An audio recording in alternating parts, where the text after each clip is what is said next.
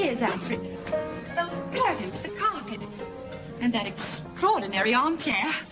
You bachelors do study your comfort.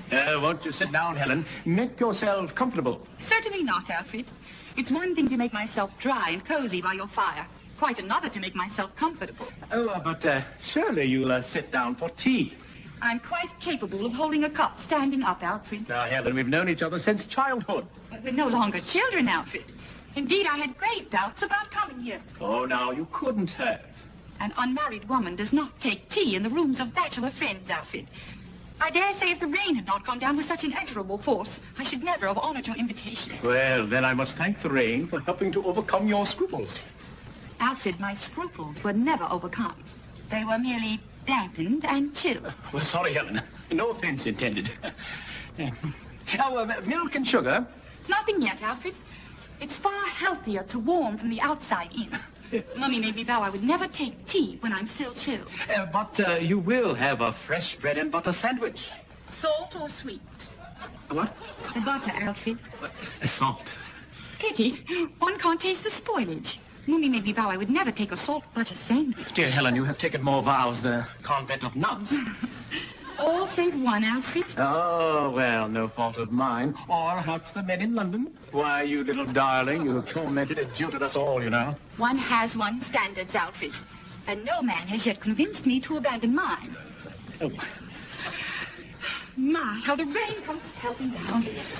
But you can't hear it at all here, can you? No. Surely you could have found prettier curtain pulls, Alfred. These are strange. Well, Helen, I'm sorry if they offend you. Oh, Alfred, you mustn't take everything I say so to heart. Show me how to work them so we can look out, will you? As you wish, Helen.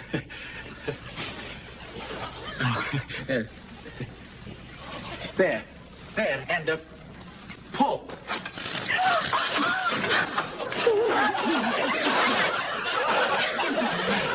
No, Helen, I'm completely sane. Alfred, I am leaving now. Oh, Helen, you don't imagine that I shall permit you to leave till you have first satisfied my purpose. What purpose? Your violation, surrender of your maidenhead, conquest of your unassailed virginity. Mr. Duffwater. What? Until you have suitably apologized for this intolerable insult, you may consider our friendship suspended. Oh, my dear Mrs. Maxminster, I fear that until I shall have achieved my ends, both our friendship and your arms are suspended. Alfred, you will recover yourself and call a cab for me. Oh, Helen, rage all you wish. It will do you no good. Now, don't imagine this is a sudden inspiration. Oh, I have spent months preparing for your visit. I took these rooms solely because they lend themselves so admirably to my plan. Your cries and screams cannot be heard outside. But your manservant. Dismissed until the morning. Helen, you must decide now what you will do. Either submit quietly to me, or do you prefer to be forced? I will never submit. Oh, this is my lucky day.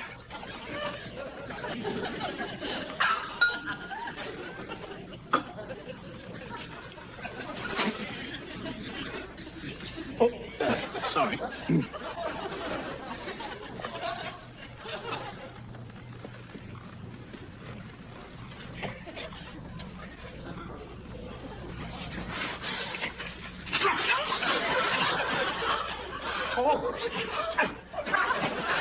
Oh, my word. Oh, God.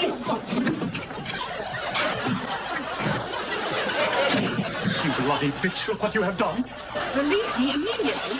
I cannot release you. I cannot even release myself. Nonsense. This chair was specially made for me in France. Oh, Alfred, I know all I wish to know about your furniture. It is a copy of the Marquis de Sades' chair of treachery. As soon as one rests one's weight in it, the bloody thing locks you in. And you meant it for me? Well, only if you wouldn't dry the curtain poles. You had no right to undertake a project of such dimensions unless you were prepared for all the eventualities. Oh, God, whatever shall I tell Mummy? Oh, Helen, I am sorry. Surely you've done better by your other victims. Oh, no, please, Helen, there've been no other victims. You mean I was to have been your first? That shows you had no respect for my position. No. A gentleman would have practiced on his maid, you bungling fool. Well, Helen, that's not even kind. What do you know of kindness, Alfred? Well, believe me, Helen, no man has ever cared for you as much as I. To take such risks, I have... Rot! Do you think that your feeble effort was the first attempt upon the fortress of my virtue?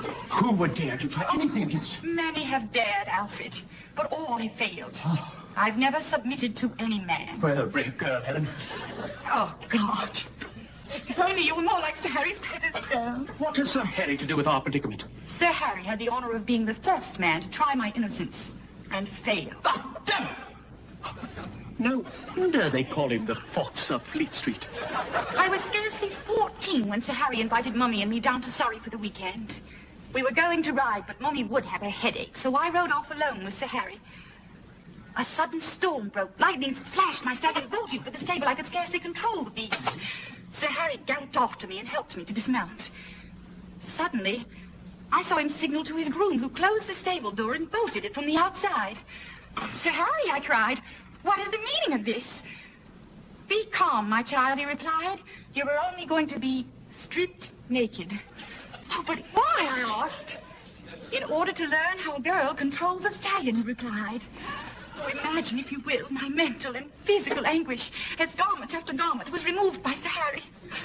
At last I was left naked, save for my riding boots. He, too, decided to tie my arms. Oh, don't, I cried. But now his answer was to stroke most lovingly my delicious twin globes.